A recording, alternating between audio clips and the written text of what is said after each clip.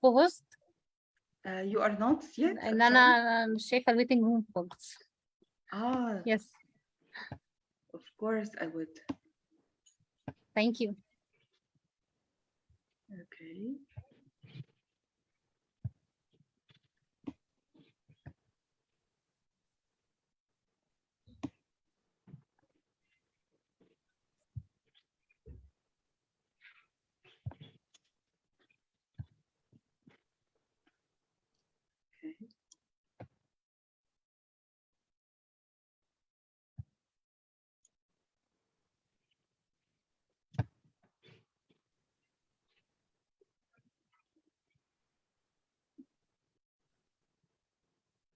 Okay, اتفضلي دكتور رشا.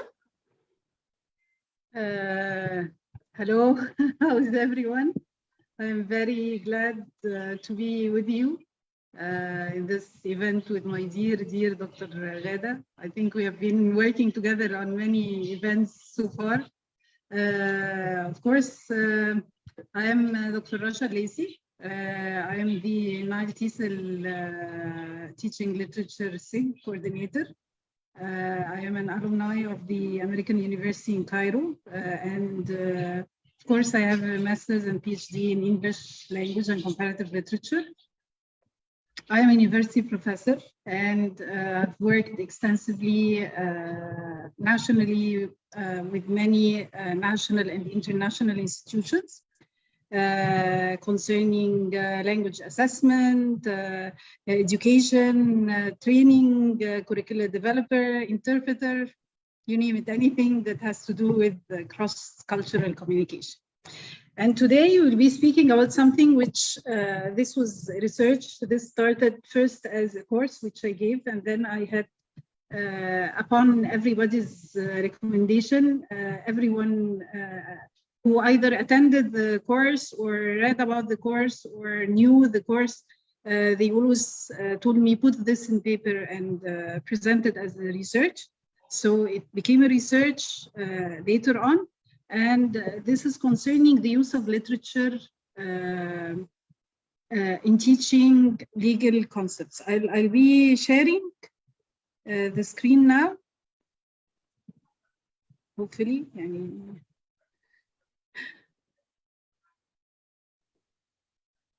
okay.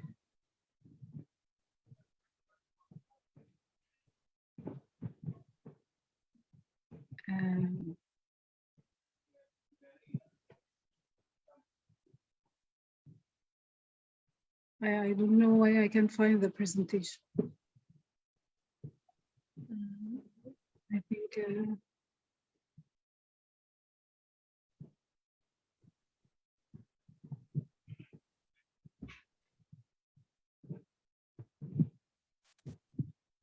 it's shared now or not? You can see the PowerPoint, but it's still opening. Literature to teach legal concepts.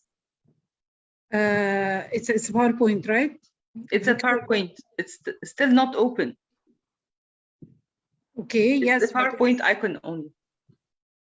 So why it's not opening? Is it opening at your desktop? Yes, it's in front of me. It's open. So go for a share screen and choose the PowerPoint.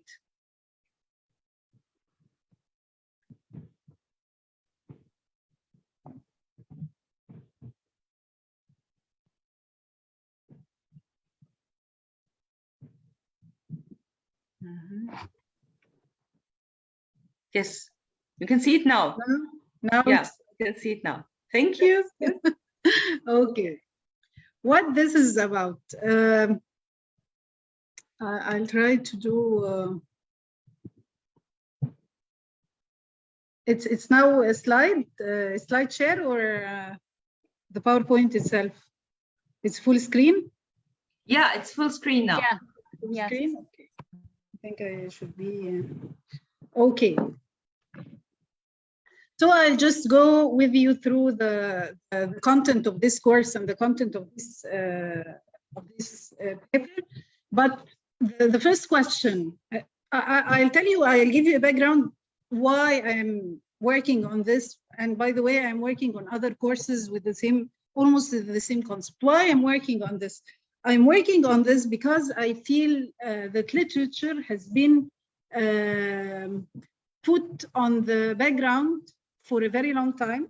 It has, especially in Egypt, because as you know, in many international educational institutions and universities, students do not graduate without the obligation to be taught literary courses.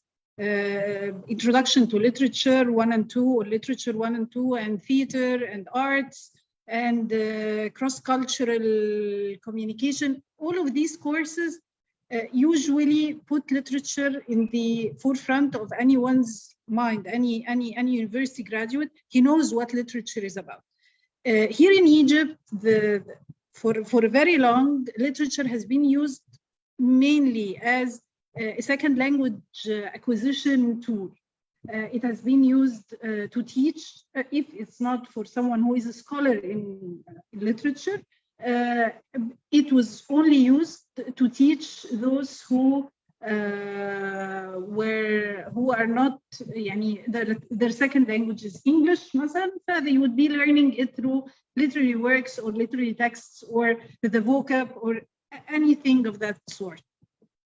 I think that literature has so much potential as even not only literature written in the first language or the native language of the citizens, but also as the second language in teaching so much.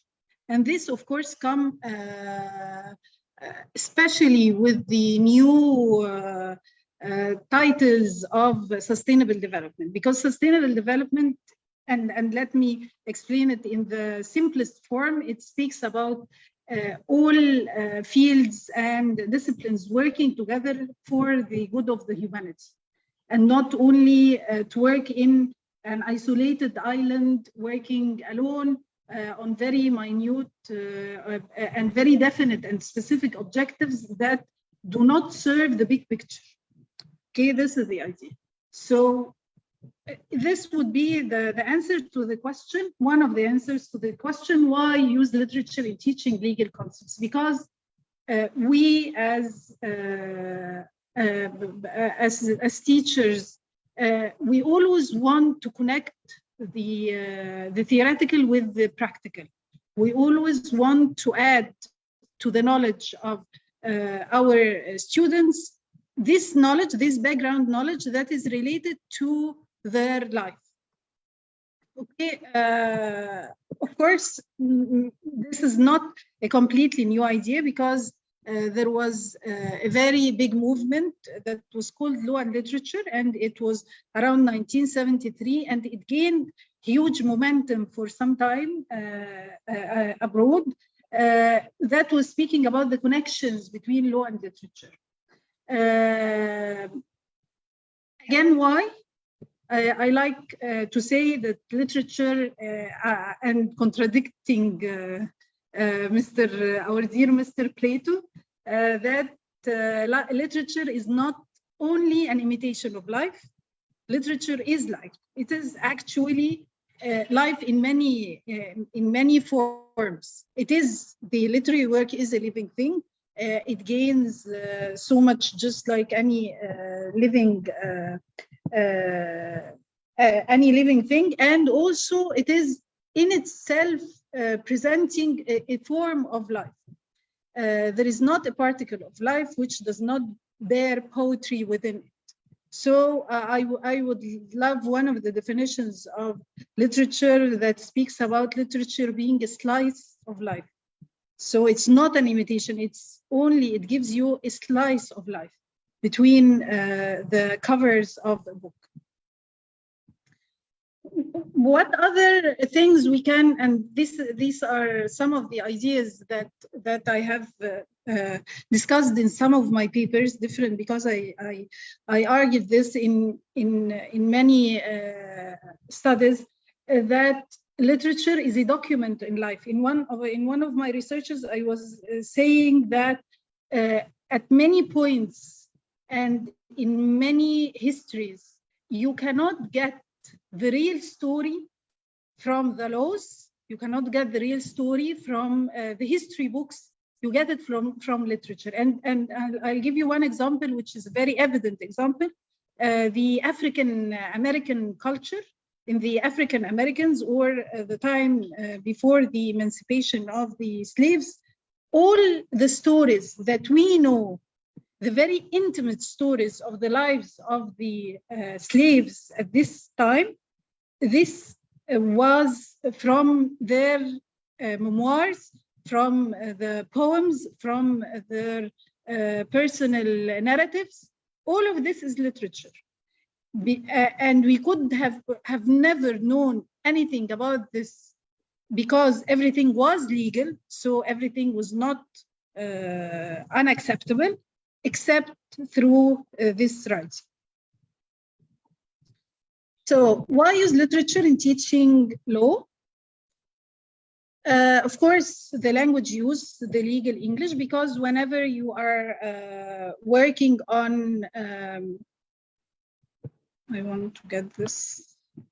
Let's,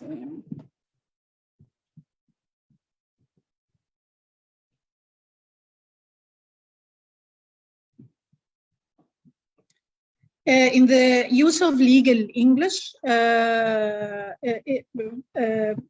the language, the jargon, you can easily get in contact with. I'm speaking about this experience or this experiment with the students of law.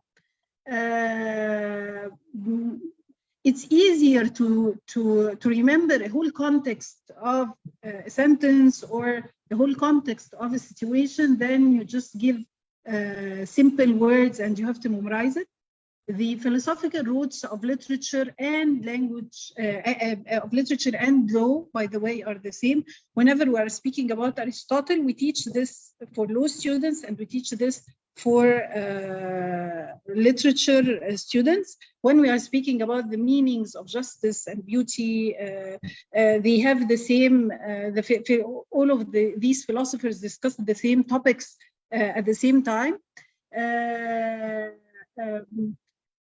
There was different discussions, legal texts, literary texts, the legal texts. If you are reading a case, if you are reading the interviews of a criminal, if you are reading the verdicts, just like we just saw in this case of Nayera, the judge, when he gave when he was giving his verdict, he spoke. This was not law, this was literature. It was a very literary text that spoke about what was right and what was wrong and what should be done. And of course, you understand this is, and he wrote it in a very poetic way. What are the approaches which has been used in this course? It was combining basically two forms, humanistic and case-based. On a competency-based education form.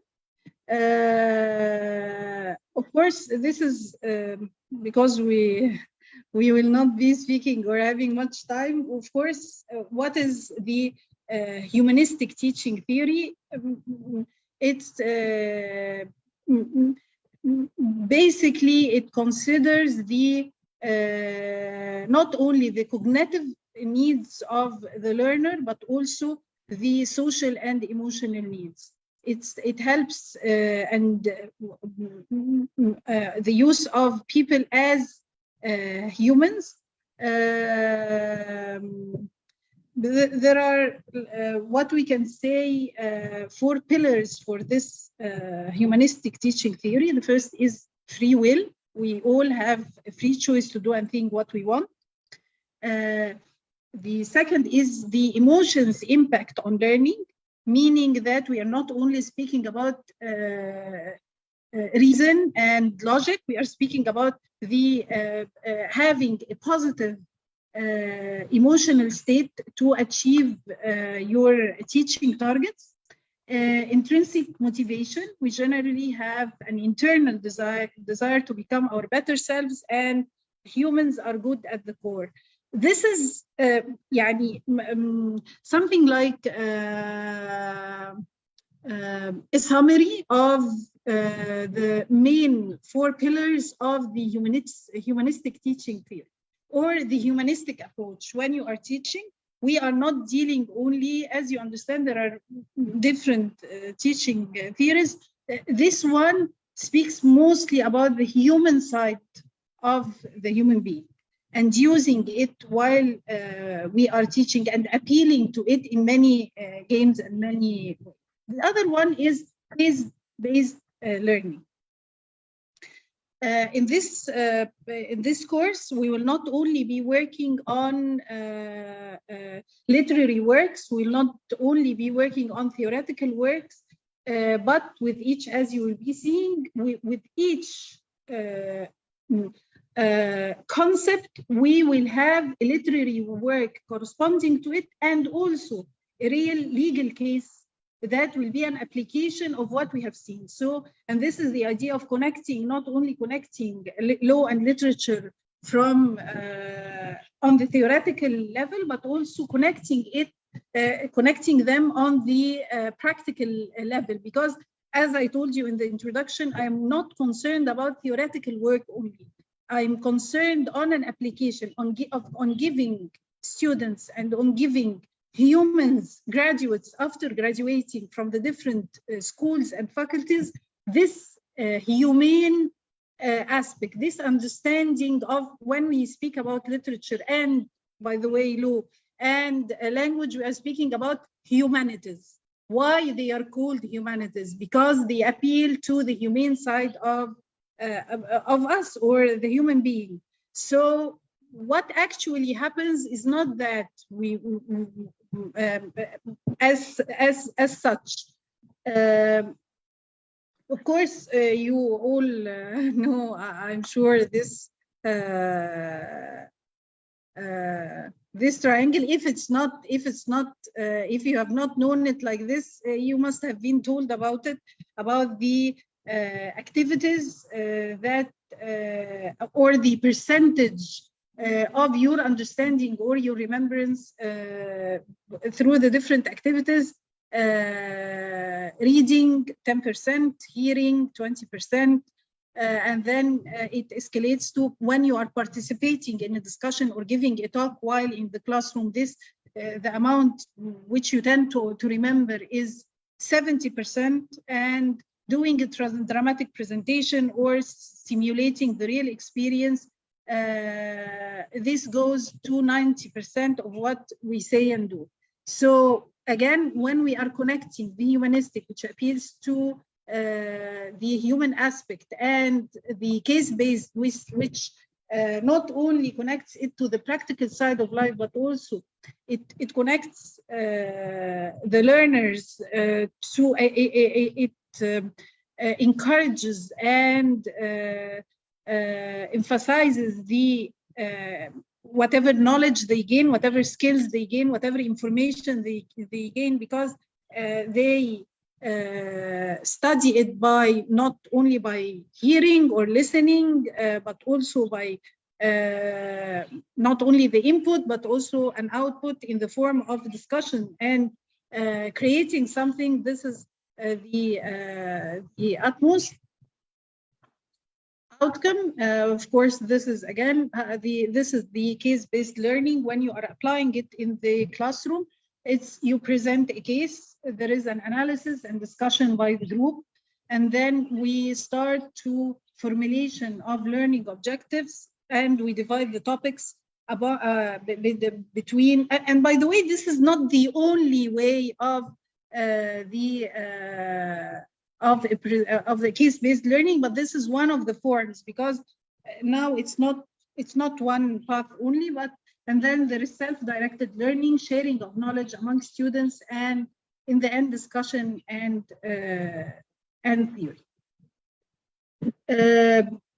What is a competency-based learning? And this is, I think, is important for anyone who is working already in the field of education. It's now, this is, if we are speaking about sustainable development as the newest trend or the newest way of thinking, the competency-based learning is another new way of education or learning, because the idea of intended learning outcomes, when you set a number of goals and number of outcomes to be gained in the end of the course, this is not the idea now. The idea is that all schools and different colleges have some form of number of competences that are required. This competence, this competency is a connection or an addition of number of skills and number of knowledges.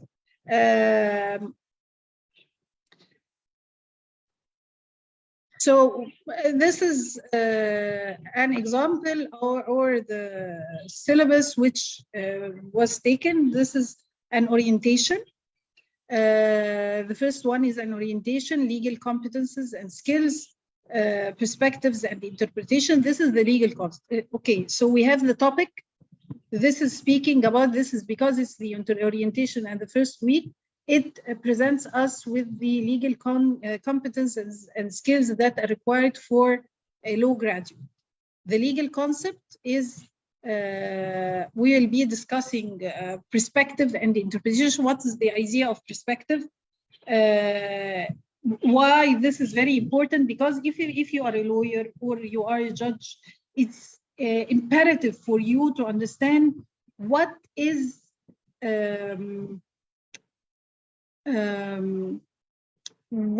the other side's point of view, because a form of justice is for you to understand that sometimes both parties are right and sometimes both parties are wrong. So whether you are a lawyer and you have to defend someone, or you are a judge or any of the legal field jobs, you have to understand the idea of perspective, and that sometimes just by being on the wrong side gives you a different perspective and not a wrong perspective. The literary text is We Were Liars. Of course, this was a novel. It's why I gave this novel, because it's much connected.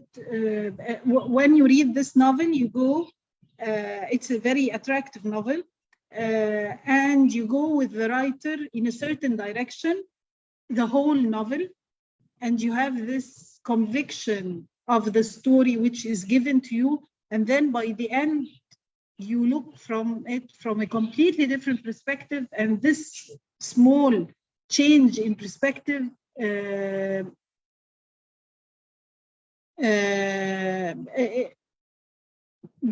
really gives you a very different story. And you find out that the whole novel which you have been reading it the wrong way. Of course, the legal case, we will not, he is no lawyer who cannot take this, is, of course, because it's the first week, we will not be taking a legal case. The second week is one for all. What is the right thing to do? The idea of justice. And in this class, or in this part, we were discussing what is meant by justice, because justice is a very wide term. And I'm always interested in giving two concepts that are very related to give you this idea, to give the student this idea of justice. Necessity as basis of defense and acquittal, and the parameters of justice, meaning that there is something in law that is called al-qawa al-qahra, or when you are facing something which is catastrophic, that leads you to do something which is usually unacceptable, or which is usually not illegal. In these, the two novels that are speaking about this, the first one is A Time to Kill, and this is by John Grisham. In this novel, and by the way, it was adapted into a movie. This novel speaks about a father of a raped little girl who decides to kill the rapers after realizing, because he is an African American, and he realizes this was a long way ago, and he realizes because the rapists were white, they will not be they will not face the death sentence, and they will not face a punishment for what they have done. It's taking things through their hands. And the other one is a novel which most of you and most of us have read or watched, because it has been made, also adapted into a movie, which is Diamond Dust by Ahmed Murad. And also it speaks about taking things into your hand and how you should be acquitted. These are very literary ideas. These are ideas that tell us about the imagination of the author of something. By the way, in The Time to Kill, the killer, the father who killed the rapist, was acquitted by the jury. And it's a little bit different even in the novel. Even the author, by the way, of this novel, he had two endings, because at a certain time he was against the capital punishment, which is the electric chair, and then he changed his mind, and this is why we have all of these ideas and issues are of very interesting discussion to a law student, because it gives him an idea about what is meant by necessity and what is meant by justice. All of these are imaginative, but the point is I'm getting them two cases that are very close to the ideas which we spoke about, and they also have these issues that need to be discussed. The first is it's a legal precedent which is well known. It's Regina versus Dudley and Stevens. It's a British case, and it's precedent means in Britain does not have a law. It's based on legal precedents. And the other one is United States versus Holmes. These are cases of cannibalism. These are cases of killing someone and being acquitted after it. I'll very quickly, the Regina, the Dudley and Stevens, this was a case of a shipwreck in which the passengers on this ship were facing death after eating all the food they had and the water and everything, and then they decide to eat the cabin boy, and they actually eat him. And afterwards, their ship was found and rescued, and they were presented to a trial. And then comes the question, the real question. When is necessity? What is necessity? And what is justice? And what are the different theories of justice? I usually give this with two theories, consequentialist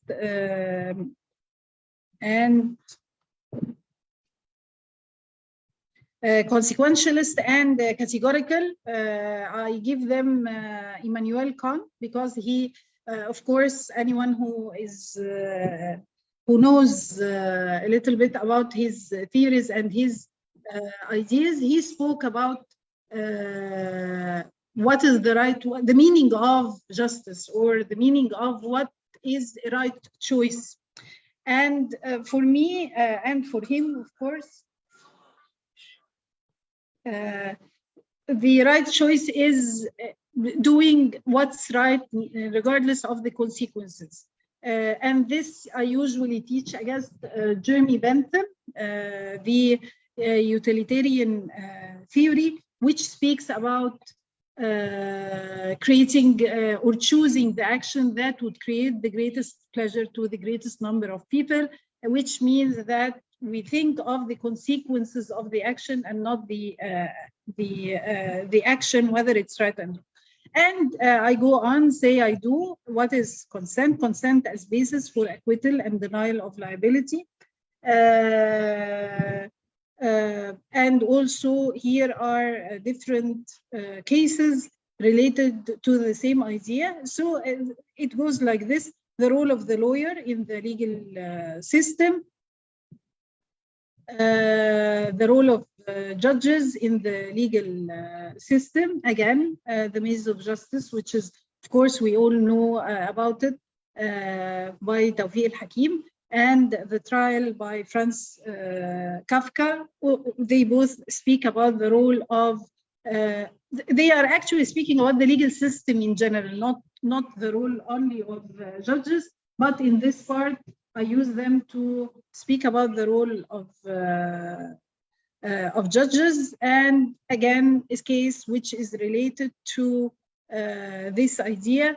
Justice is a Lady, Hadithat Sharaf by Yusuf Idris, atrocity, the idea of equity, and it goes on. The classroom environment of this course was not a traditional classroom. It was resourceful, imaginative. We would go in for outdoor classes. Not all of them were in class.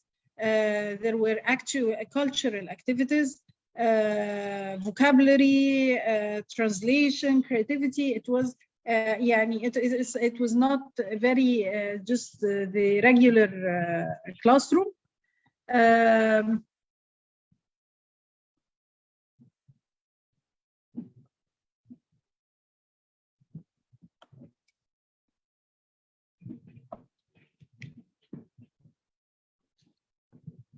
The different literary creations, a creation of flash fiction. One of the discussions that I like now to and of the genres which I like to incorporate into my classroom is this flash fiction.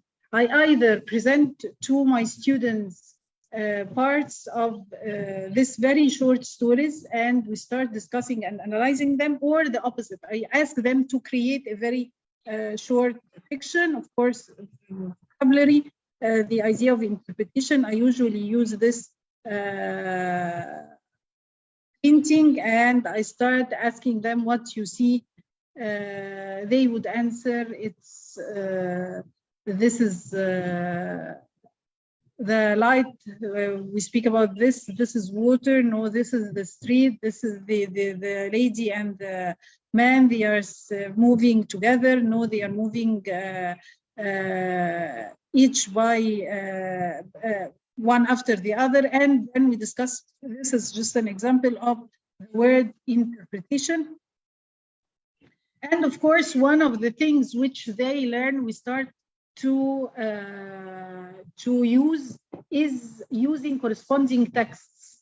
We would take something like Hakim, Maze of Justice, and Franz Kafka, The Trial, and we start putting them opposite to each other. We start to get different vocabulary and corresponding vocabulary from the different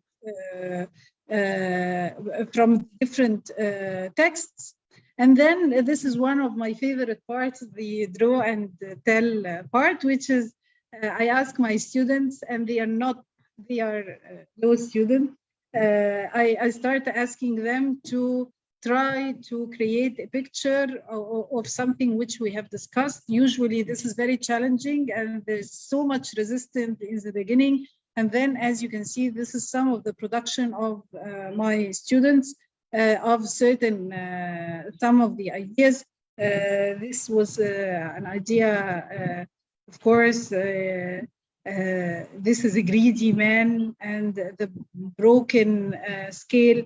This was a representation of the idea of terrorism, because anyone who becomes a terrorist starts here and throws their heart, and then they go there.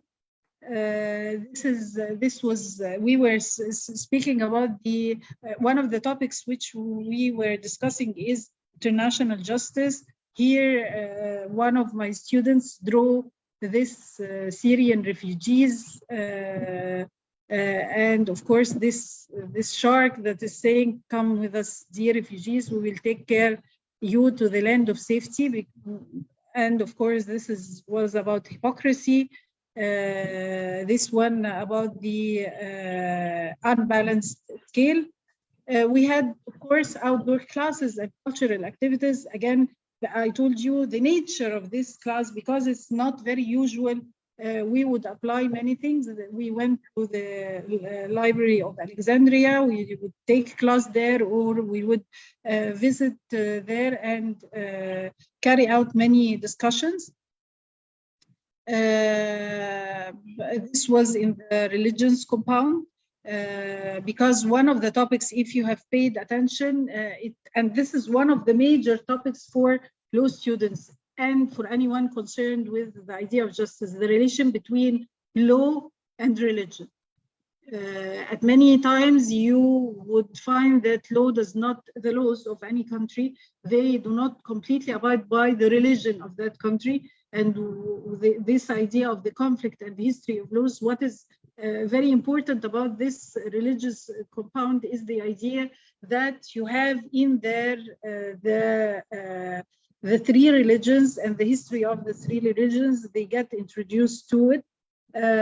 Also, one of the important topics, this was a discussion of the book at Arts Club, which was also part of this course. Not only a book, these paintings are of one of the most prominent artists of Nubia, because one of the topics at that time, one of the books which we discussed was speaking about the immigration of the Nubians and about the justice of the state. And it was a Nubian night on the banks of the Nile. It was very beautiful. This was in the Blue Room of the American University in Cairo. The lessons learned of such courses or such ideas, of course, this material is very nice, because they are for the student, because they are relevant, they are comparative, they are stimulating, they engage students largely into very, very, very extremely long discussions about issues. And at many times we would extend the class by 2 and 3 hours, and they would go home and still discuss it. So it's very, very stimulating. It's very important for the implementation of such a course to conduct a needs assessment. This is very important, because when you are giving so many ideas, or when you are tackling different skills and competences, this means that you have to attack or to approach the student from a level which is comparatively suitable to this student. So you should not do this only in a generic way, because it will not be effective. Difficulties and challenges of such courses, whether this course or any course like this. Of course, there is a problem with the low language proficiency. If we are aiming to discuss philosophical and life topics, the student should have the fluency to understand and to speak. One of the biggest challenges which I have been facing, and of course this is for all, I think, literature teachers, is students' reading habits. Usually students are not very interested in reading. They have not been made to read during their educational and academic years. They start this as if it's the only course, doctor, you are making us read all of this amount of text. So this is a big challenge.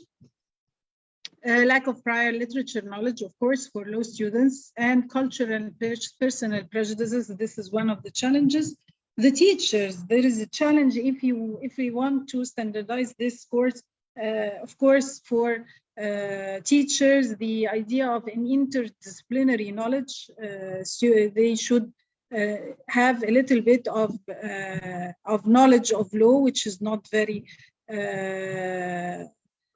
which is a bit rare. Researching skills and professional development for the underqualified teachers. Standardization issues. Anyone can create such a course, but we need we need standardization of the competences given, and of course logistic challenges. Thank you so much for listening, and I hope this has not been too long. Thank you so much, Dr. Rasha. It's really my dear Ghada. Thank you so much, my dear. It's a really interesting presentation, and you have actually touched upon so many things.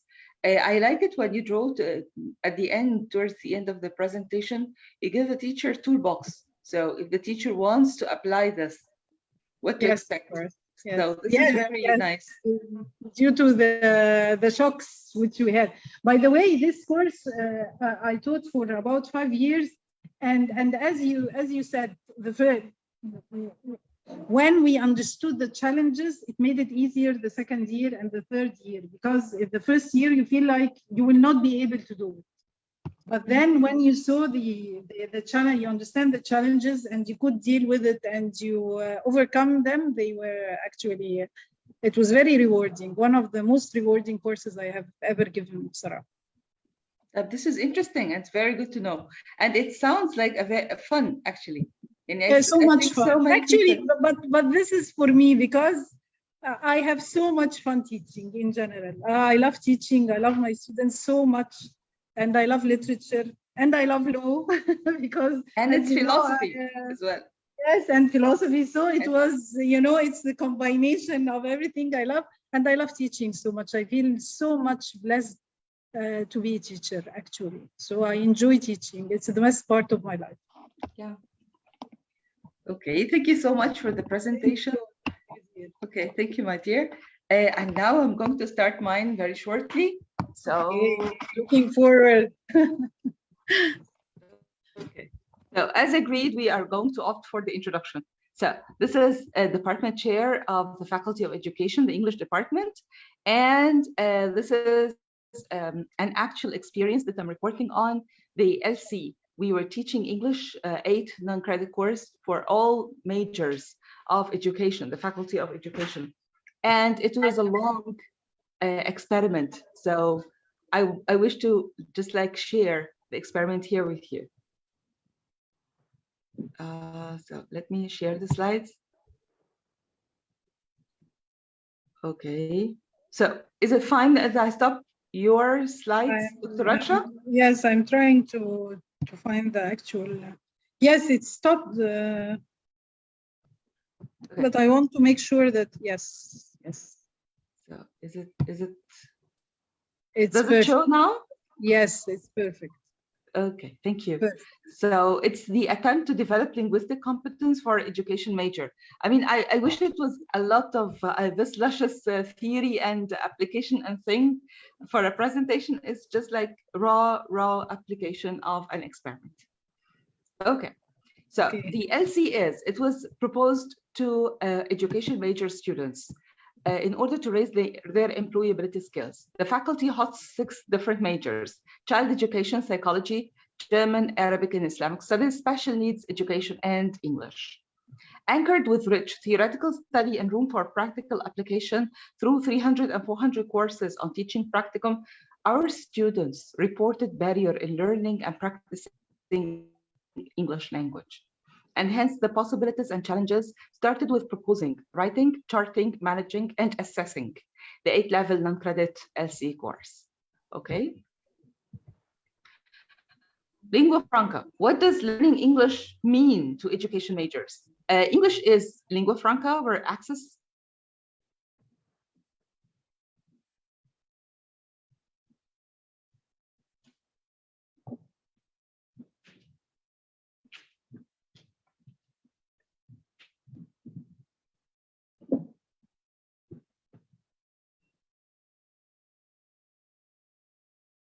Hello? Fine. I think the sound is it's not clear.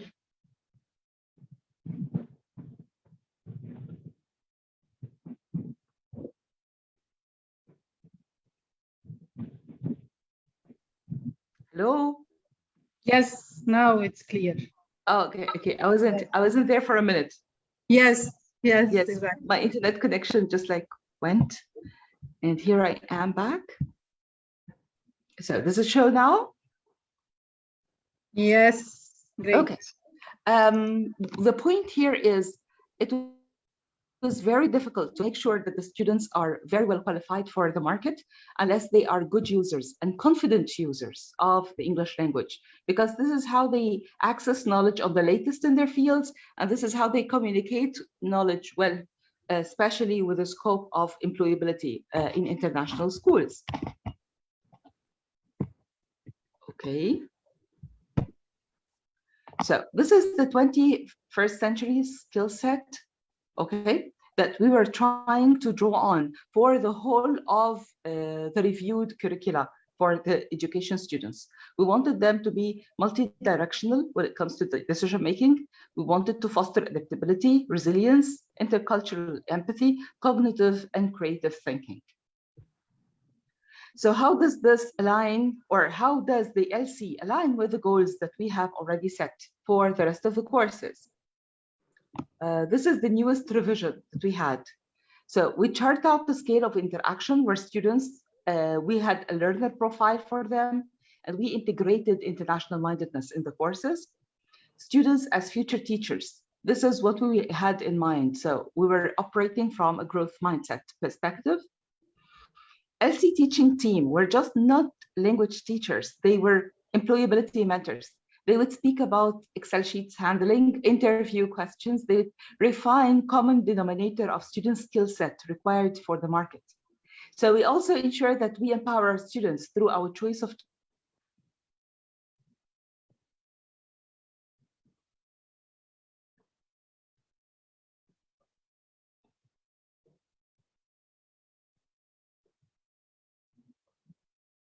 education. So I think this is where we connect, Dr. Rasha. You were talking about sustainability as well. Yes, of course. So improving educational equity requires understanding of the unique challenge faced by the students, because it's like we have diverse pre-college learning background, and of course we're challenged by student readiness. They were not on the same basis, and the drive to catch up with it are different from language. They were not purely linguistic. We'd speak about digital and media literacy, and this is why we upgraded the assessment into a digital assessment for all 800 students in one go. That was brave. It was not without losses. Okay, so it was a very big move. difficult. And the other thing is knowledge management and innovation.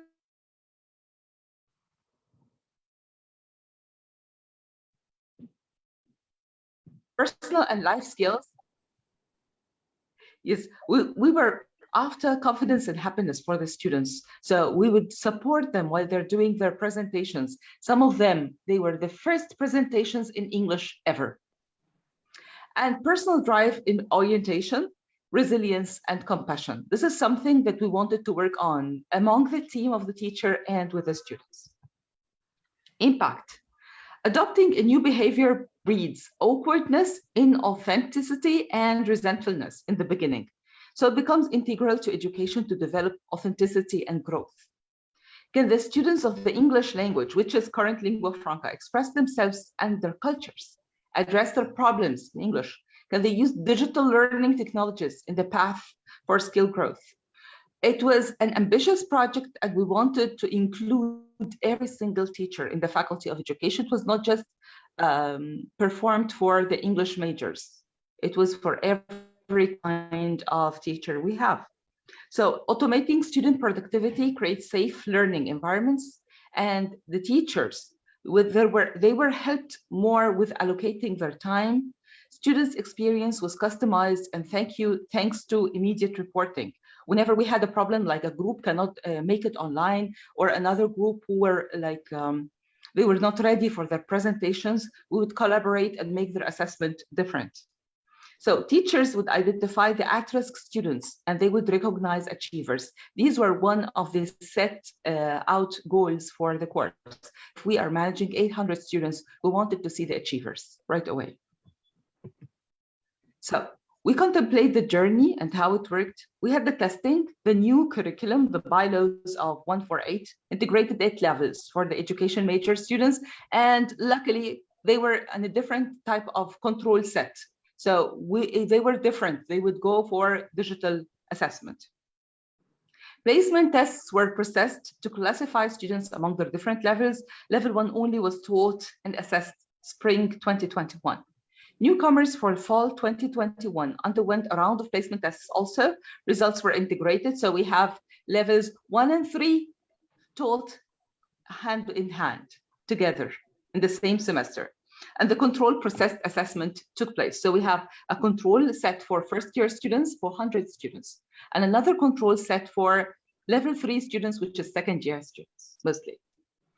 In spring 2022, we have LC2, LC4 covered, the assessment covered, LC1, LC2, LC3, and LC4. So we opened exam for every single soul in first and second year, because we did not want the students to be held back. So if they miss the course, this means that they are going to they will be lagging behind their progress. So this is why we would always open chances for assessment, provided that it's on their own. It's very easy for people to fail and to come again if they don't pass requirements.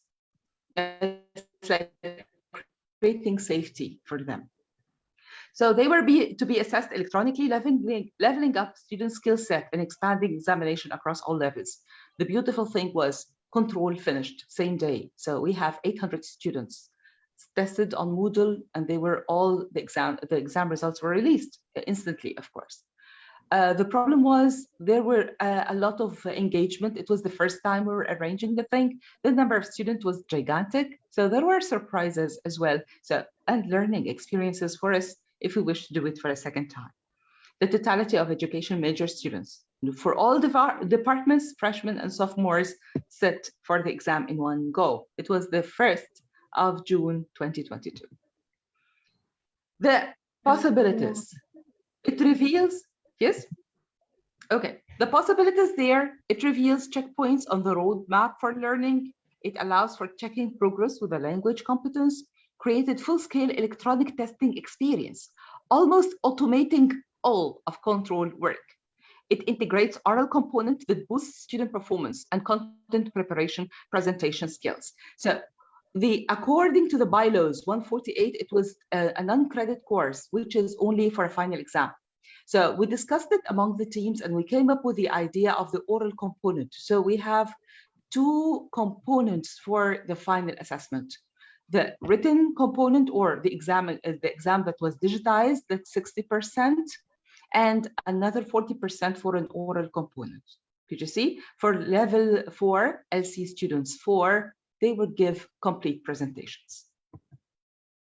So this intervention promises improvement in student knowledge with implications on employability. And of course, it gives them confidence, satisfaction, and hopefully long play in the market. Real world application of 50% of the proposed LC program demonstrated strong results, opening door for inter-department research. So we have a chance now to speak about the significance of the results and how different students in different departments work.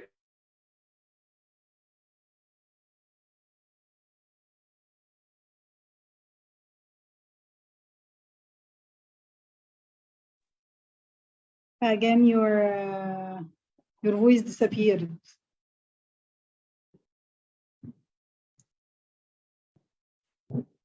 Our dear Ghada.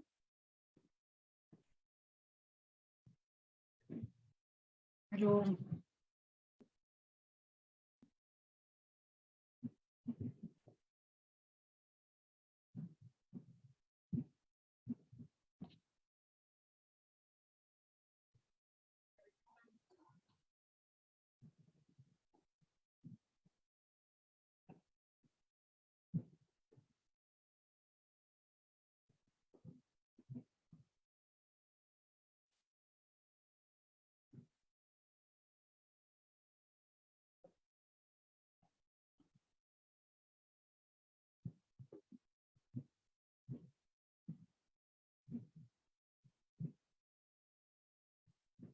your slides, but I hope most of the presentation was captured. No, yes, it's just the last 30 seconds. So I think you should just repeat it. Okay. I was just talking about the implications. The good things is it opens. Yes. Okay. It opens door for research among the departments, and it gives us learning experiences for next time we want to perform to carry it out. And it was amazing. I mean, student feedback even was really, really promising. But I have one question about this exam. What made you decide to do it? Is it like a regulation, instruction to do it?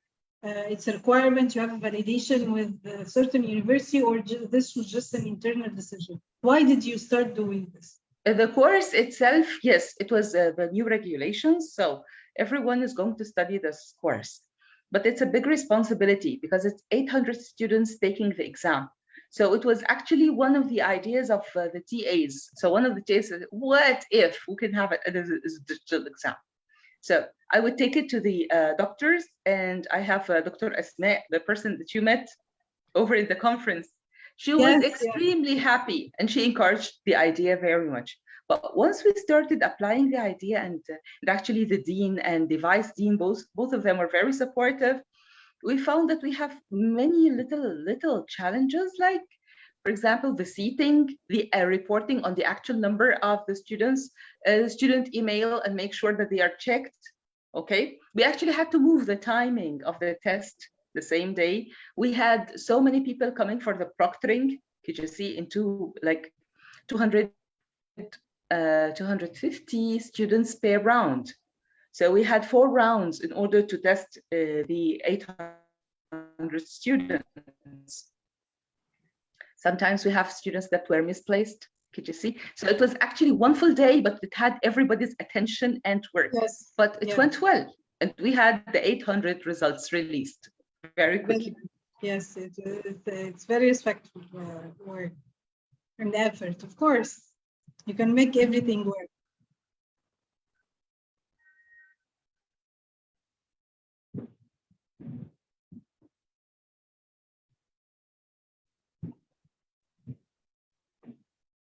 Hello, Dear Ghada.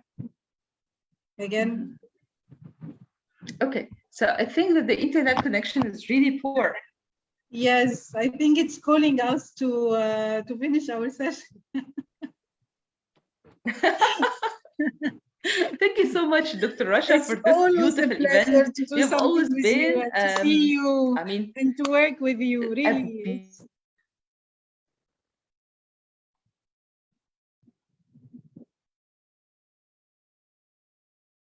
Okay, again.